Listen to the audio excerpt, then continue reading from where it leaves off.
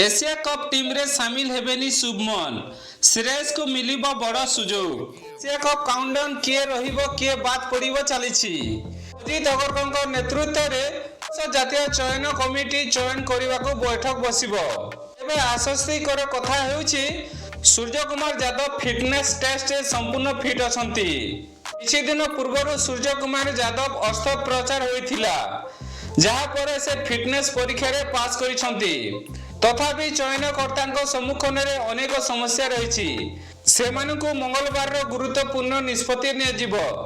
एबे बड़ प्रश्न होउछि शुभमन एवं यशस्वी यशपाल पई दल रे स्थान मिलिबो कि नहीं। रिपोर्ट अनुसार श्रेयस आयर को दल रे शामिल करा जिवो।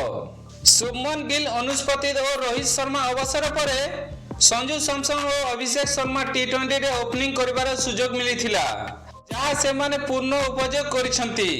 तेणु फिट थिबा समय रे सेमानकु बाद देबार कोनोसी अर्थ नाही।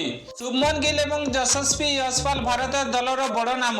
तेणु चयनकर्ता माने उभय को बाद देबार साहसिक निष्पत्ति निया जाय परिबो कि नाही ताहा देखिबा आकर्षणीय हेबो। रिपोर्ट अनुसार चयनकर्ता माने एक बड़ निष्पत्ति नै पारिछंती। शुभमन गिल एवं यशस्वी यशपाल एशिया कप दलरु बाहर